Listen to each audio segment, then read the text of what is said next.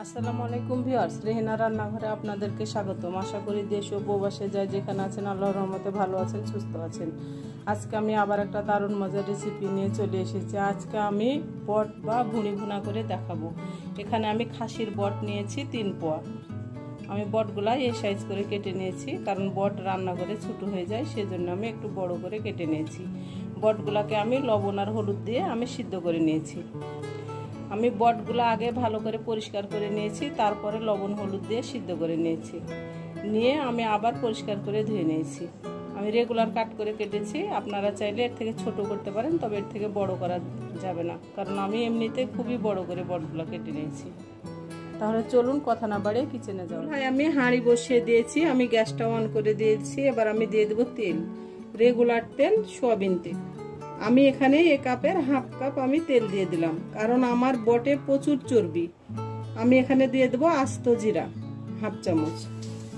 আমি এখানে দিয়ে দেবো 2টা তেজপাতা, আমি একটু করে চিড়ে নিয়েছি। তেজপাতাগুলোকে এভাবে চিড়ে নিয়েছি। 2টা তেজপাতা, 2টা দারুচিনি, 4টে সাদা এলাচ, 5টা লং আমি দিয়ে দিলাম।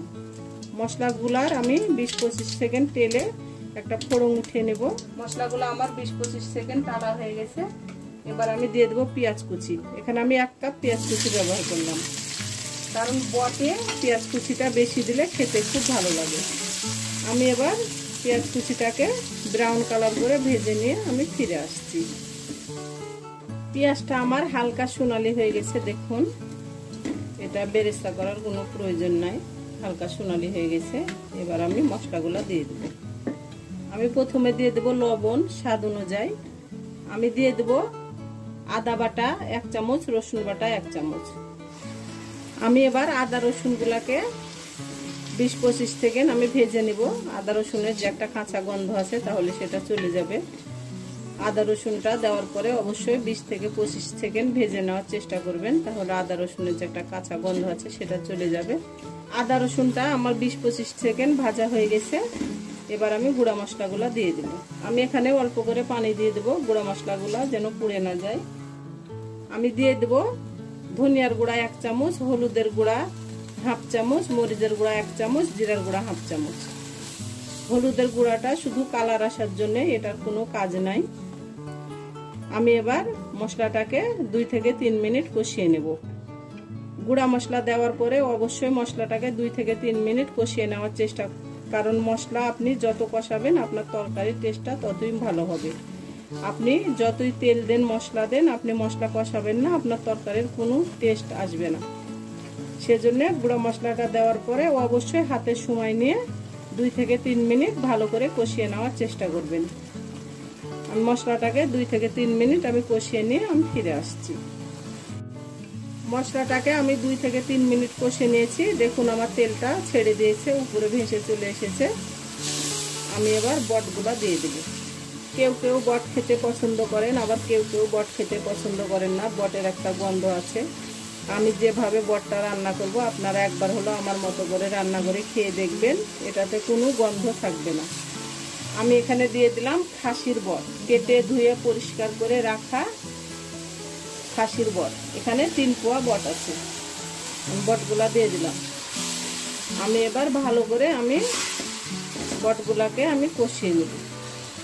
আমি 5 মিনিট আমি ভালো করে আমি বটগুলাকে আমি কষিয়ে নেব। 5 মিনিট আমি বটগুলাকে ভালো করে কষিয়ে নিয়ে আমি ফিরে আসছি। আমি বটগুলাকে ভালো করে আমি 5 মিনিট কষিয়ে নিয়েছি।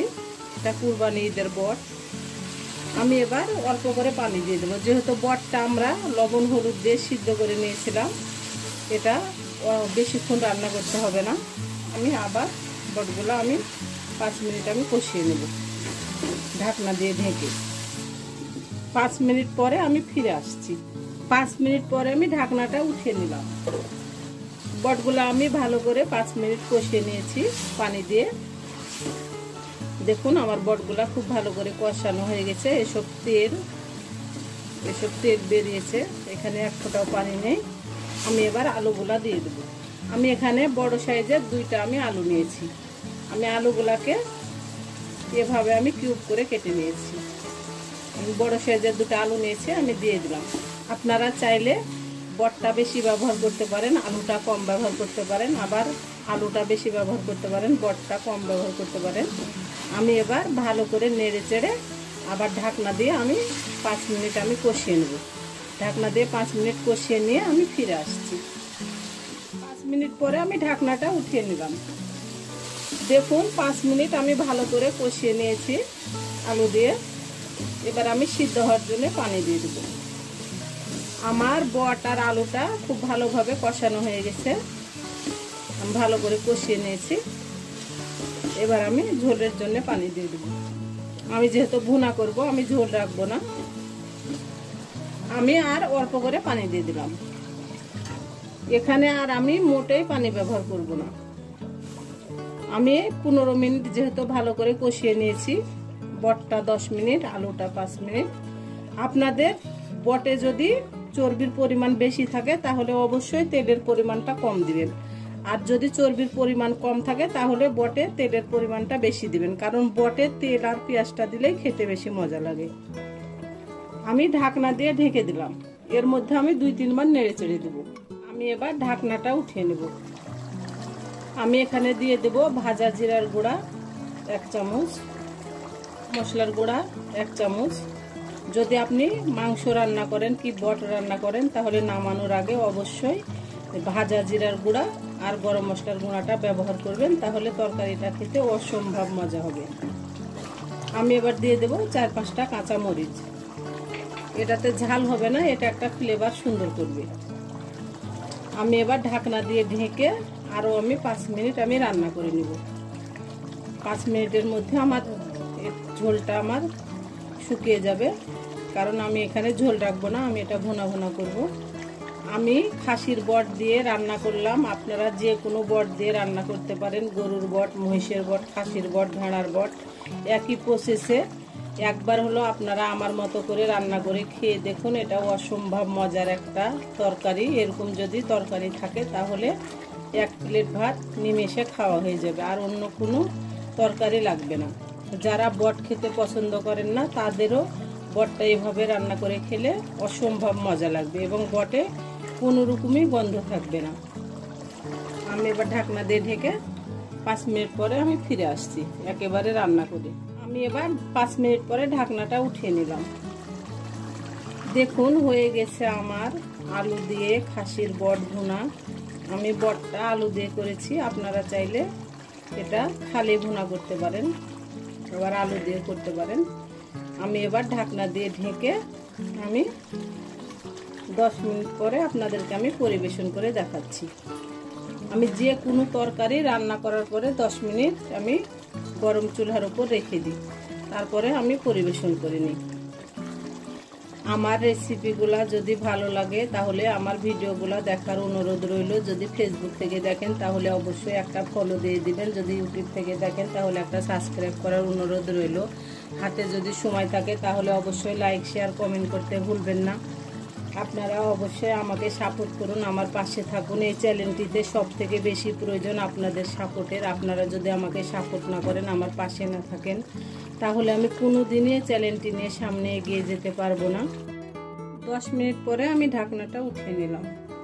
আমি ভুনা ভুনা করে রাখলাম। আপনারা চাইলে এর থেকে ঝোলও করতে পারেন, আবার এর থেকে ঝোল কমাই নিতে পারেন। আমি এবার উঠিয়ে নেব। আমি এবার একটা বাটিতে উঠিয়ে নিয়ে আমি আপনাদেরকে পরিবেশন করে দেখাচ্ছি। আমি সম্পূর্ণ বট আমি উঠিয়ে নেব। হয়ে গেছে আমার পরিবেশন করা। আশা করি আমার রেসিপিটা অবশ্যই ভালো লাগবে। যদি ভালো লাগে তাহলে আমার চ্যানেলটিতে লাইক, কমেন্ট, শেয়ার করতে ভুলবেন না। বেশি বেশি করে সাবস্ক্রাইব করার অনুরোধ রইল। তাহলে আজকের মতো এখানে বিদায়, আবার অন্য কোনো রেসিপি নিয়ে আসবো। সবাই ভালো থাকবেন। আল্লাহ হাফেজ।